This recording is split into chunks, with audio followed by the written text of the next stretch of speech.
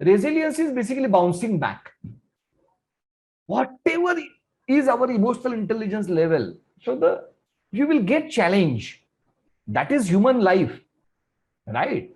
So the suffering is the part of the human life. Otherwise, you can't take the human birth. If there is no suffering, that means you can't take human birth. If you have taken human birth, means you will have some suffering.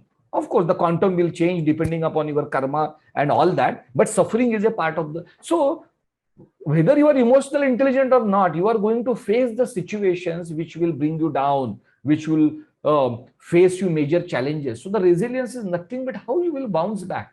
It's all right to fail. Absolutely all right to fail. Absolutely all right to feel unpleasant emotions. Just for a simplicity, we say that there is a positive emotion and there is a negative. It's a simplicity. Means I don't want to go into too much of the technicalities. But if you really see, there is no positive and negative emotion. There are some emotions which are pleasant and there are some emotions which are unpleasant. So you will be faced with the unpleasant emotions. In spite of all this technique, emotional agility and XYZ technique and whatever the technique is, you will feel low. That is all right. We are all human beings, right? That is so. In this birth, if you don't do it, then in which birth you are going to do it, right? The birth of some Buddha, you are going to do it? No, na. So in human birth, you are going to do it. So nothing wrong in it. After that particular phase, now that particular the duration of the phase will depend on your emotional intelligence, right? So the duration will be shorter if you are emotionally wise. The duration will be too much longer if you are emotionally not wise. Simple. But we will face this particular downturns. How you will bounce back is what is emotional resilience. And this is the model of Master My Life. This is the 6-step model to create emotional intelligence. Like at the start of the session, I already told you that the today's and the next session is basically to develop your mindset, not to develop your competency. For your competency, the entire M2, all the 4 sessions are only to develop your competencies, right? So the practical implementation. Right now, I want your mind to be clear. Like Satyaprema has stated, that is okay. Shankaracharya ji has said this. Now, many of you might not be aware, or some of you are aware, but you are not very clear on it. So we are right now bringing the clarity of the mind. What is emotional intelligence? What is emotional resilience? What I need to do to become agile and emotionally resilient is what we are talking. So the number one, without this, means it is like the, means you are keeping a something on a platform. So the platform is you knowing yourself. If you remove that particular platform, whatever is that great building or some great valuable article, it is going to fall, right? So that is the base. What is the base? Base is you knowing your real nature, who you are. And like Satyaprema has already stated, right? So the Vedant philosophy of who am I has this particular inquiry, philosophical inquiry through the Jnana Yoga. So there is a Mandukya Upanishad, right? So there are 4 Vedas, there are 108 Upanishad, out of which 10 Upanishad have the commentary of Sadguru Shankaracharya ji. In that 10 Upanishad, there is a Upanishad called as Mandukya Upanishad, which is a part of Atharva Veda. In that Mandukya Upanishad, there is a detailed explanation of the real nature of human being. So they say man. So, but their meaning of man is not a gender man. There is the meaning of man is human being. So what is the real nature of human being? Real nature of human being is not this body. Real nature of human being is not this mind. Real nature of human being is not this particular intellect. Real nature of human being is the consciousness, right? So of course we don't have the time to dwell into this particular inquiry, but I will just spare 3 to 4 minutes. Actually, 3 to 4 minutes is also more for this program. Right now, I am seeing my computer screen. So my computer screen is seen. And who is the seer? My eyes are seer. Now my eyes are only one. The pair is only one. But can I see multiple things? Yes, I can see the screen. I can see the pad, right? I can see the TV. I can see the walls. So what is the concept? So the seer is one, seen are many. So in this particular example, who is the seer? My eyes are the seer. Now, my eyes are seeing through what? Actually, they are the instruments of my mind. So, basically, my mind is seeing through the eyes. So, who is the seer? Seer is my mind. And who are the seen? Seen are my eyes. So, I am seeing through my eyes. So, my eyes are seen by my mind. Eyes cannot see themselves, but my mind can feel the function of my eyes and take all the inputs from my eyes. So now at a next level, first level, eyes were important. Eyes were the seer and all these things were the seen. In the next level, my mind is seer and my eyes are seen. But can you observe your mind? Yes. Sometimes you introspect. Sometimes mind observe mind. But it is not 100% of the time you are only observing your mind, right? So apart from the introspection, you fully understand what is going on in your mind, how I am feeling now, what I am thinking now. So who is in a position to understand mind? Who is in a position to observe my mind?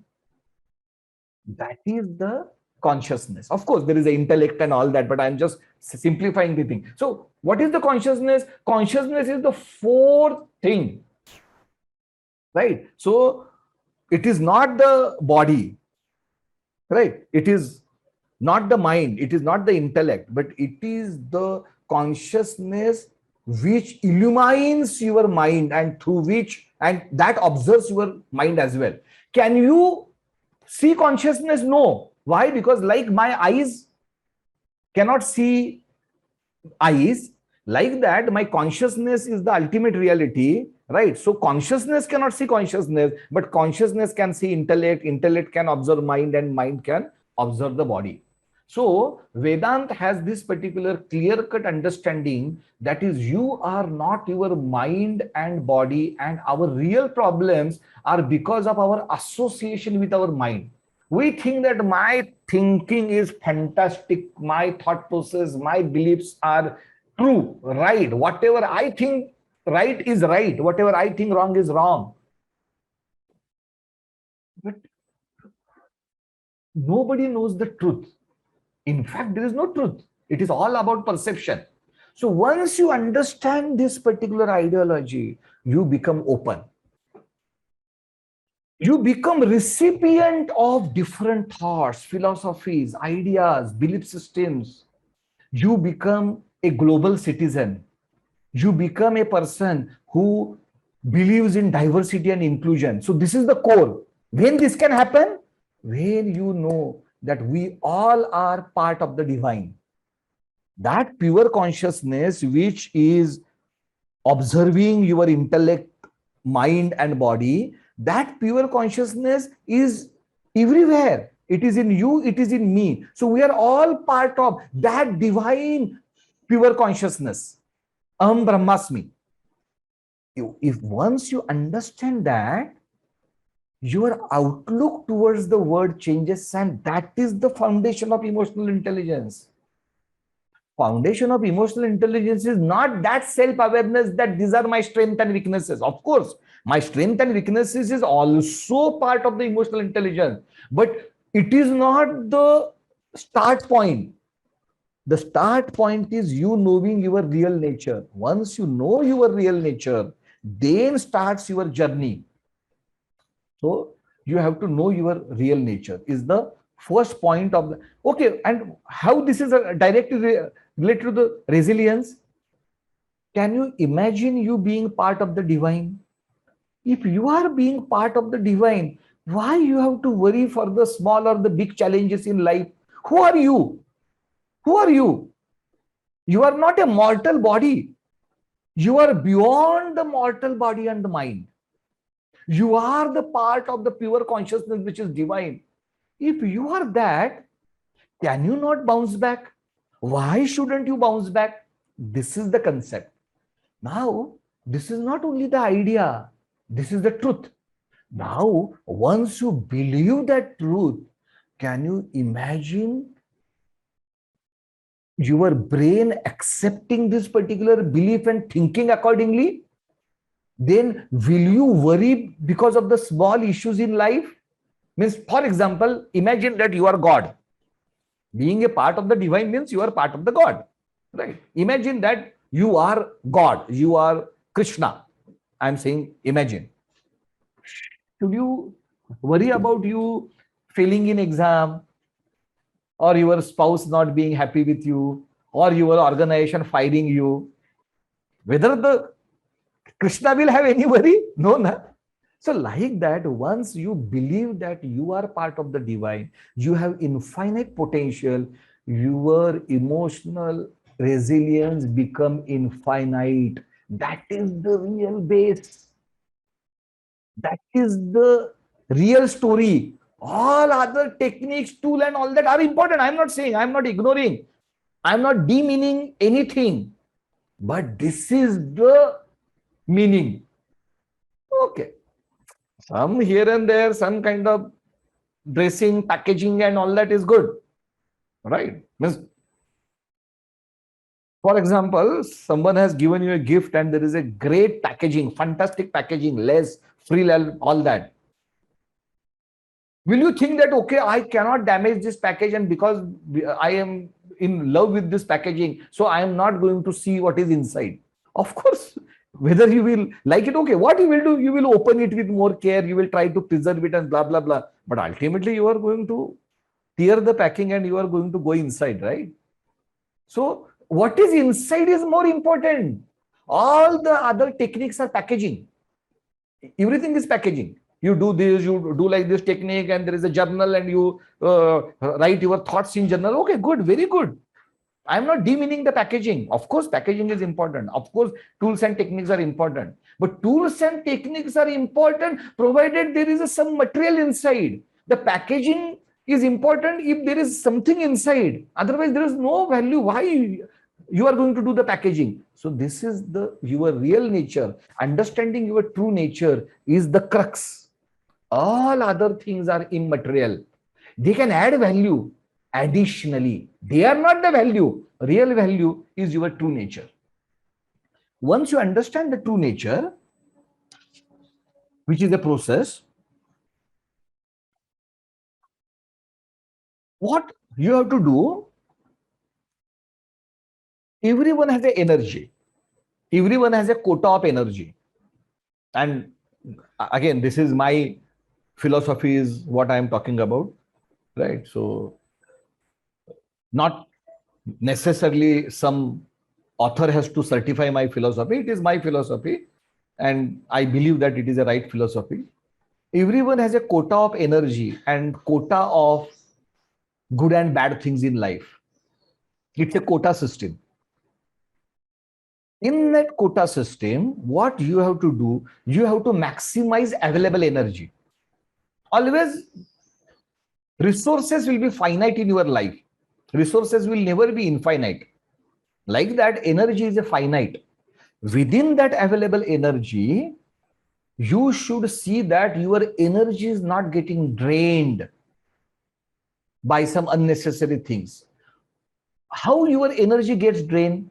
Due to unpleasant memories. When I was a child, my father did this to me. Somewhere at the back of mind. It is not that you are thinking it continuously. Yeah? Somewhere at back of mind, you are hurt.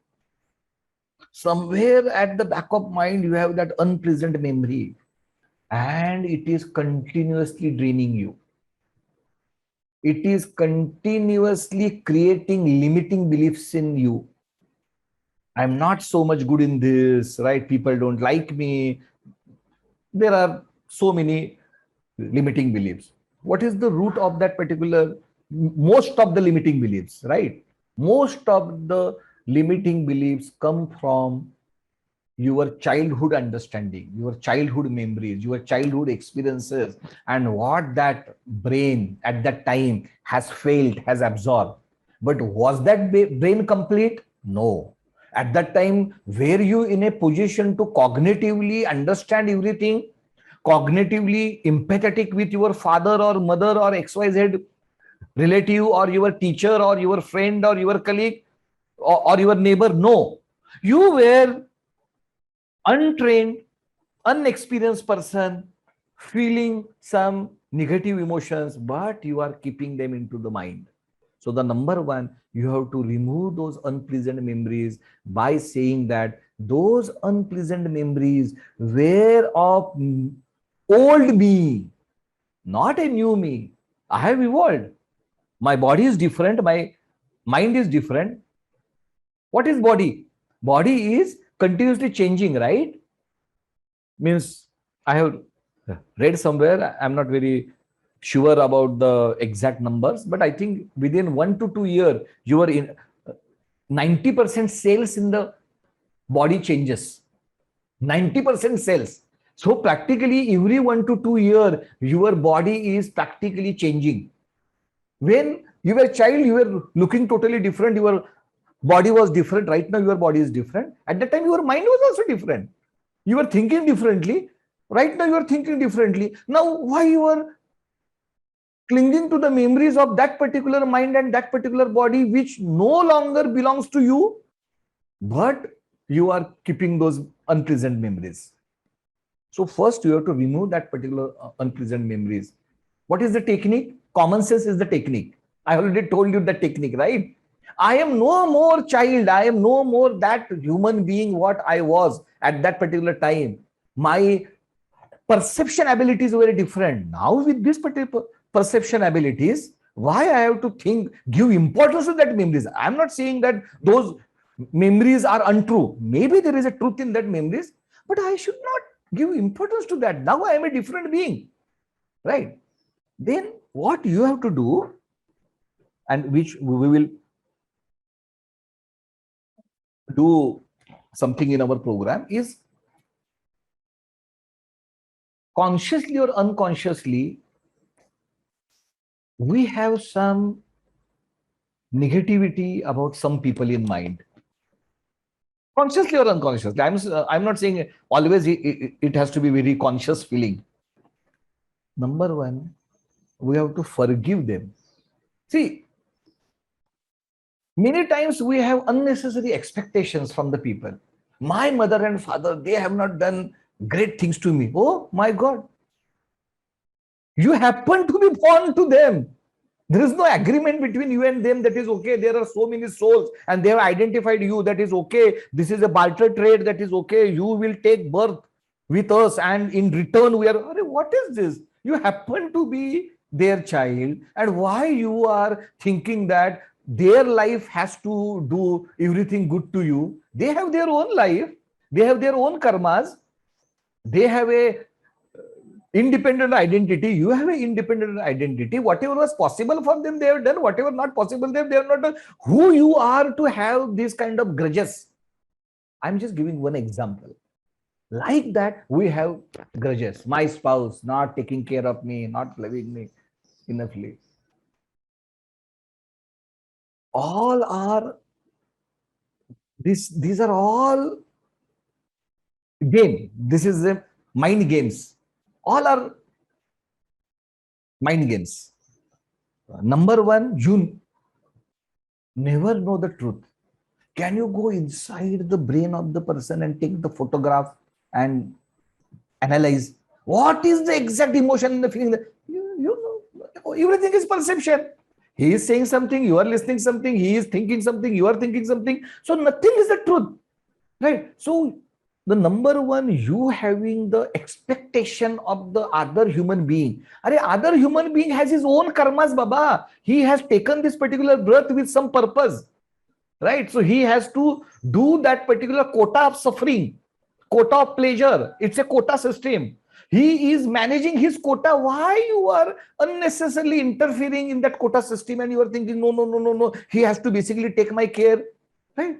So again, it's a very unjust and childish expectation from the any human being. Of course, I'm not saying that there should not be a family culture or they should be love, right? But that is a different thing, and you having that particular authoritative expectation is a different thing. In any relationship, there is a give and take, you adjust for each other and all that. It's a normal social behavior. I'm not against normal social behavior. I'm not against behaving smartly. I'm not against flexing your behavior to the situation and to the person. But I am against you having this natural feeling that is okay, that person has to do something to me. That person has to take care of me. That person has to specially do something to me, right? All these are the foundations of your suffering. And believe me, again, this is a theory. If you do not expect, you will get automatically. If you expect, you will not get it. This is also a theory. So the expectation is poison, right?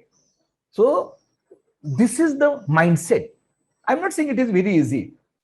I'm not at all saying that removing unpleasant memories from your brain, forgiving everyone, including you, because you are also culprit. Huh? You have also done some kind of things, including me. Every one of us has done some things which we are feeling guilty. I could have done this better. In this particular thing, I have done some jugglery. Forgive yourself. Why you are giving so much importance to you? Whether you are on this earth or no, nothing is going to happen. Right? So you are number one, nobody. So do not give too much importance to what you think, what you feel, who you are. You are practically nothing on one side. On another side, you are part of the divine. In between is all Maya. So unnecessarily having unpleasant memories, not forgiving yourself, not forgiving other people, having this unpleasant or so-called negative feelings about or the negativity about other people, having expectations from the world around. अरे तुम अपना देखो ना, you focus on yourself, na what you can do. Why you have to think about this person has to do like this, my organization has to do like this, my nation has to do like this. You play your part, what is in your control. Like Srinivas in his different language said, that is, what is in your control, you do it na Baba. What is in not in your control? That person's thought process and behavior is not in your control, right? So what is in your control? Just keep doing it. That is the mindset. With this mindset, you become a Dhruva Tara. Nobody can touch you. That doesn't mean sometimes you will not feel low. You are human being. You are destined to have this kind of emotions, this kind of suffering, this kind of highs and lows in your life. It's all right.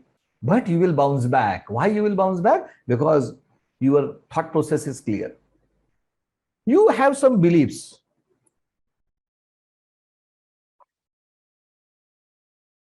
None of our beliefs are the universal truths. If I ask you, what is the universal truth? You will say, okay, let me think. Sun rises from east is a universal truth. Who says? Who says? Right? Sun never rises for that matter. You think that conveniently sun rises, but in fact, sun is not rising, right? Like that. Again, don't go by the nitty-gritty of the example. Take the meaning. This is the metaphor. Sun not rising is a metaphor I am giving. What is that particular metaphor? There is a popular belief right? Is that belief true? No, it is untrue. Like that, our all beliefs are untrue. None of our belief is true. If you think there is a God, untrue. If you think that there is a no God, untrue. Right? You don't know, na? Have you experienced that? Because someone says, Shankaracharya ji says, Hemant says, some XYZ says, Bhagavad Gita says, that is what you are saying, right? But you can't be 100% sure that this is right. But in spite of that, we keep having beliefs. And these beliefs take us apart from the other people. Because it's a fight between beliefs. My belief is Hinduism. Your belief is Allah. It's a problem. Right? Nobody knows that is what we are fighting. The ultimate truth is same. Right? Allah is also pointing towards that, and Vedas are also pointing towards the same fact, but only thing, the explanation is different. The way it is being told is different, but we don't understand the ultimate reality. And that is the reason knowing your real nature is the ultimate reality. Once you know this, then everything becomes simple. But if you don't know this, everything becomes so complicated, so difficult. You will have your own beliefs. You think that this is right, this is wrong, right? So you go into that continuous cycle of cheating yourself. You don't know anything, but you think this is the belief, this is the right, this is wrong. So empty your mind. Empty your mind. Do not carry any beliefs. Do not carry anything which drains your energy. Do not carry any unpleasant feeling about anyone. Is it possible? Absolutely possible. I am not a philosopher at all, right? I am a very practical person. I am not at all interested in intellectual, philosophical discussions. No, that is not my persona. Whatever I am talking is very practical. I am taking the look at Vedant very practically. I am talking about this unpleasant memories for your benefit, my benefit, forgiveness, expectation, not having any beliefs, not having a strong opinion about right and wrong. It is all very practical ideas, right? I am not talking anything philosophical or the ideal right now. I am on ground. I am saying empty your mind for your own benefit. If you empty your mind, done. वो फिर self awareness, self management, ये quadrant, वो quadrant, ये model, ये आपको कोई psychometric test वगैरह करने की फिर कोई जरूरत नहीं है. You know your real nature, you empty your mind, you are done.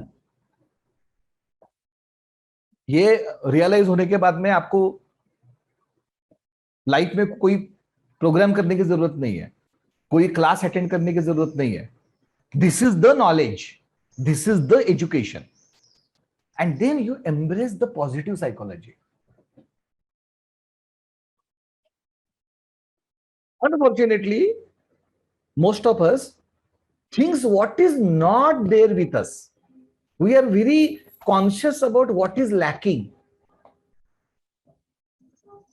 Again, I'm making a generic statement. I'm not addressing this. I'm talking very generically.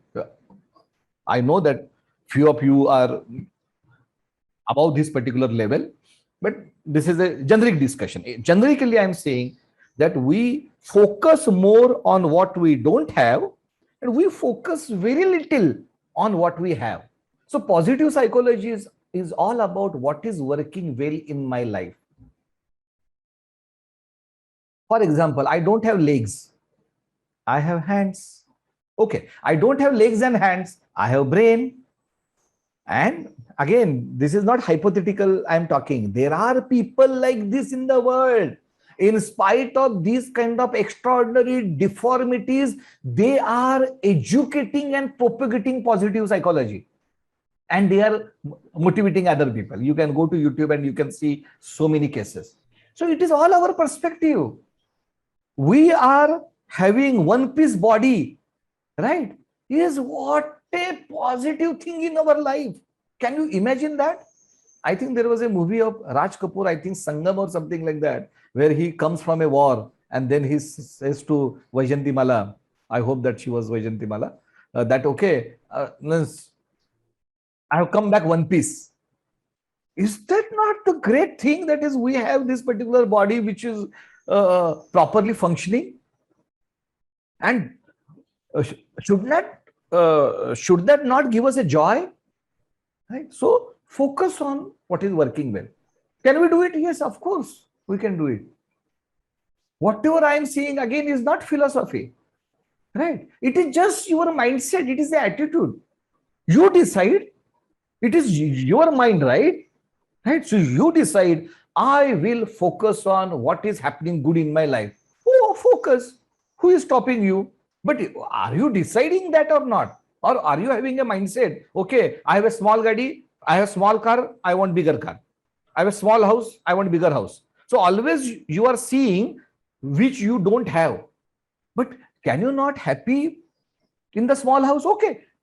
In the big house also, I will be happy. In the small also, I will be. Small car, I am happy. Big car, I am happy. It is not that I am not saying you should not progress or you should not desire. Of course, means it's a separate story, whether you desire or not. But I'm not saying desire per se is wrong. Right? But what is necessarily wrong? That you are comparing that desire with your present condition and you are not becoming happy or creating happiness in your present situation. So that is the mindset of a positive psychology.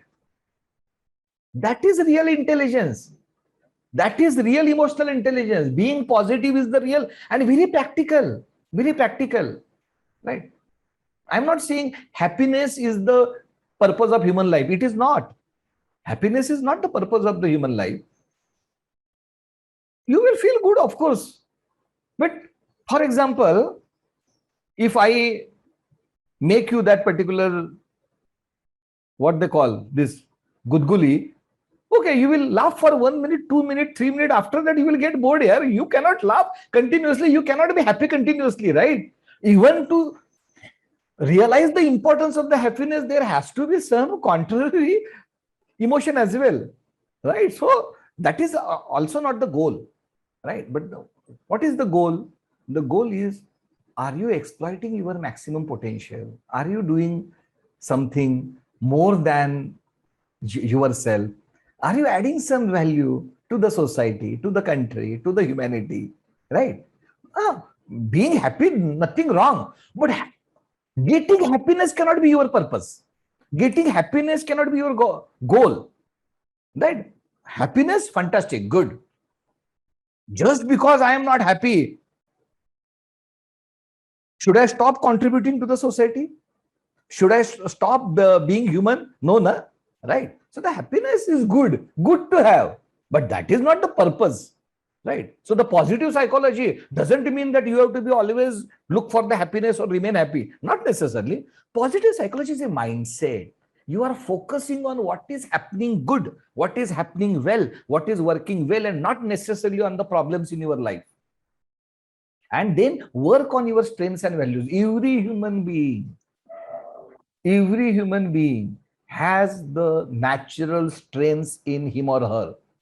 So how to utilize and focus on that strengths and how to live life commensurate with your values, provided of course your values are positive. If someone has some kind of negative, destructive values, I am ignoring that extreme small percentage. I am generically talking. If you live your life commensurate, aligned with your values, that is life.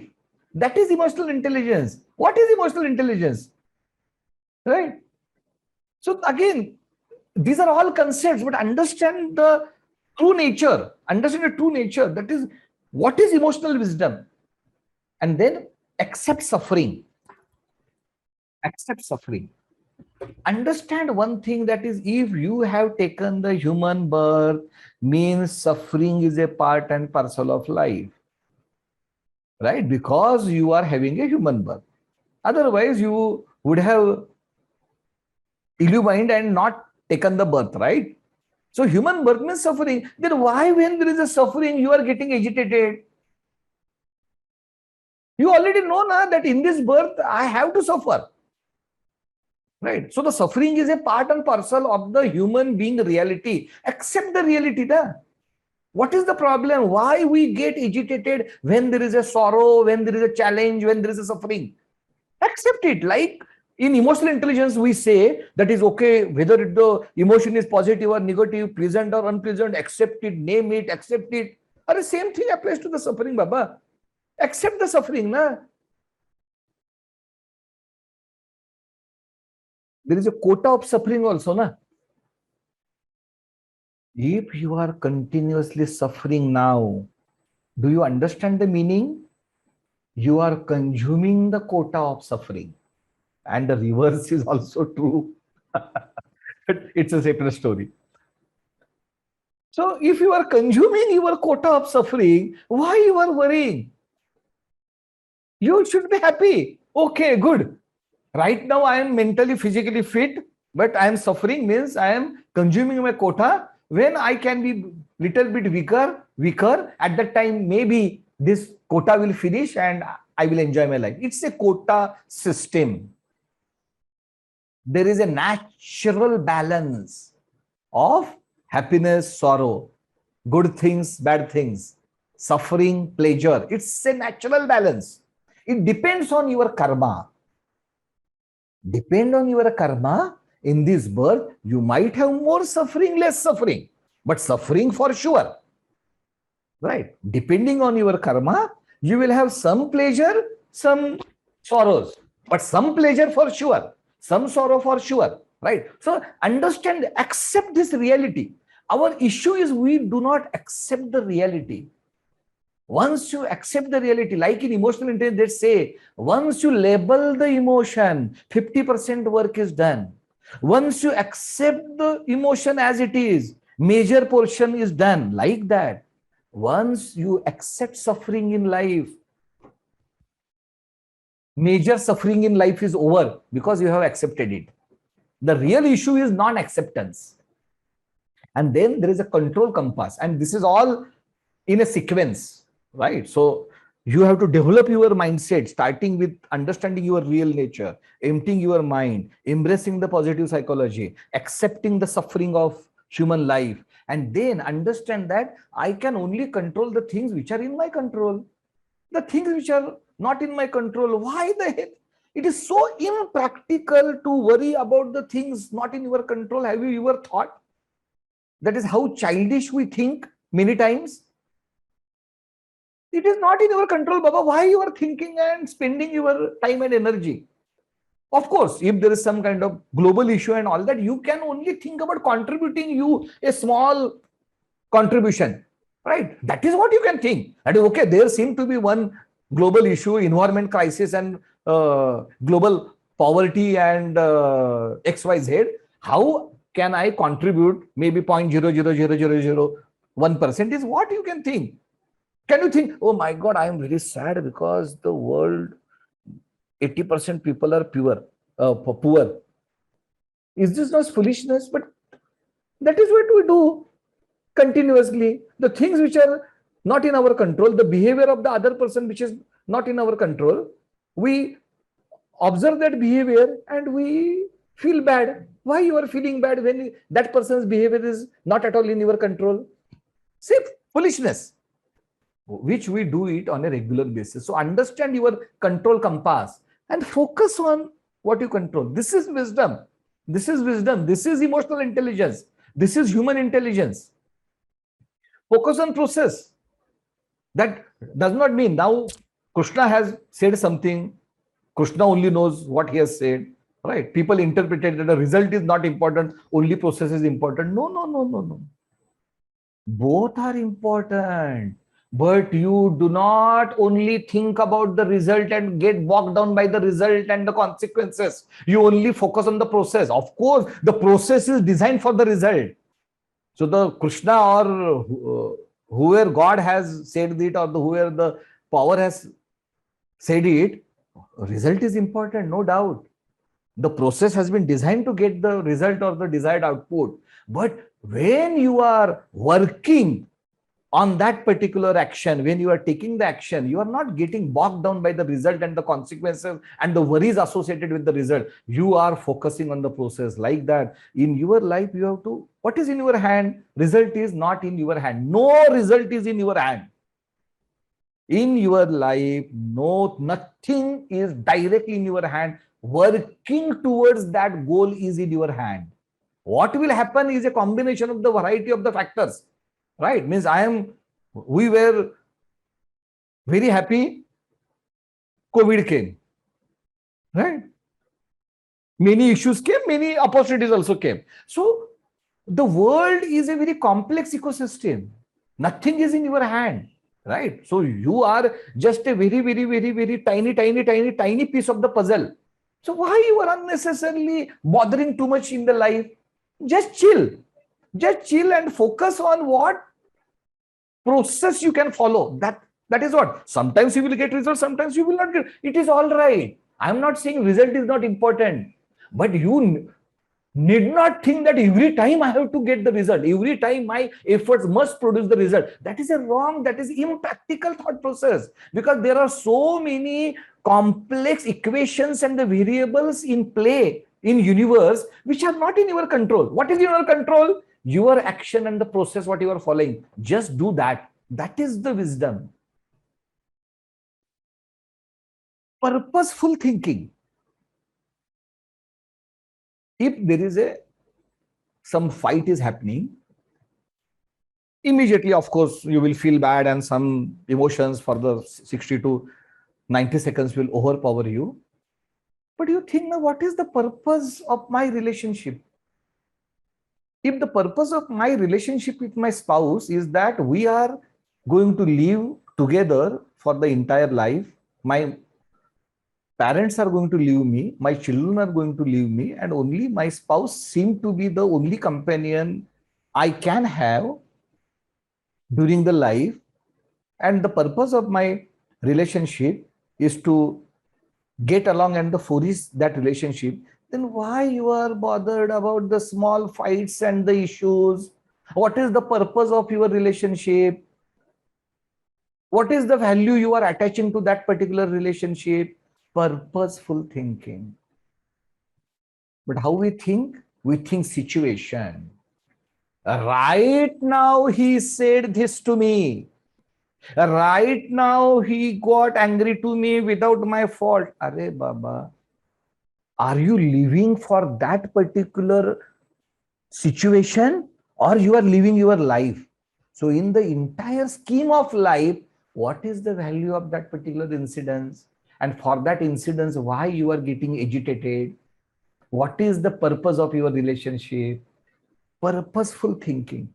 Is it ideological? Absolutely no. Is it practical? Absolutely. Whatever I have said today, absolutely everything is practical. No theory, no lecture baji, no philosophy, no tattvajnan. Whatever I am saying is very practical.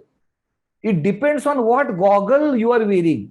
If you are wearing a transparent goggle, non-colored goggle, you will think whatever I am talking is practical. But if you are wearing a colored goggle, you will say, no, this is very idealistic. Aisa kabhi hota hai kya? It is very easy to talk, very difficult to practice. Now that is your goggle problem, sirs. Right? And always you have to ask the question, is my thinking and acting helpful to me? Very simple question. No great question. No who am I question. No pure consciousness question. Just ask a question. Whatever I'm thinking right now and acting right now, is it helpful to me? Simple. The answer will give you what to do, what not to do. You're feeling unpleasant. You're feeling depressed. Okay. Is it helpful to me? Of course, it is not helpful to you. Okay. What is the action? I have to get out of it. Very simple. Life is very simple. We are making it complex. We are making a diagram. 1 point, 2 point, 3 point, 10 point, this, like this. It's a all complex doodling what we are doing. It is very simple. Is it helpful to me? Helpful. Okay, I will do. Not helpful. I will not do it. Okay. Whether I can take an instant action? No. I will also enjoy that particular feeling, unpleasant feeling for some time. I'm a human being, right? Matlab, sometimes in college days, most of us might have found pleasure in sad song. We are not related to that. There is a hero, there is a heroine, there is a breakup, and Muhammad Rafi is singing. We are finding pleasure. Ah, oh my God, what a sad human being. Enjoy, na? If you want to have that particular feeling for some time, nothing wrong in it, right? Have your desire complete. Enjoy that particular sadness also, because there is a intensity in sadness also. Nothing wrong. It is not negative. It is just unpleasant emotion. And if you have to feel pleasure, there has to be some contrast, unpleasure, then only you will feel the pleasure, right? So there has to be some boundary. If there is a zero, then only there is a possibility of 1, 2, 3, like that. So it is all right. It is all right to feel low. It is all right to feel unpleasant, but only how much time, right? So you get over it. You bounce back. How you bounce back? You bounce back with this thought process. There is no magic. There is no formula. This is the thought process. Everything is inside you. All solutions of your life problems and the goal achievement are inside you. Nothing is outside. No Hemant Lavangare can help you. You are already helped, but you don't know. You already have all the solutions within you. Just understand this particular mindset and work on this particular mindset. Very practical mindset. No jugglery here. No ideology here. Everything practical, right? So during the reflection, you challenge me. That is okay. We think that this is impractical. This is not possible. This is whatever I am saying is possible. Okay. Is it difficult? Of course. If it is not difficult, if it is a cakewalk, right? Everyone would have become wise and happy, but it is not the case. So definitely it is difficult, right? So I'm not saying that it is not difficult, but it is possible. Yes. Is it practical? Yes. It is implementable? Absolutely yes. Can you implement it? 101% yes. No doubt about it. No doubt about it.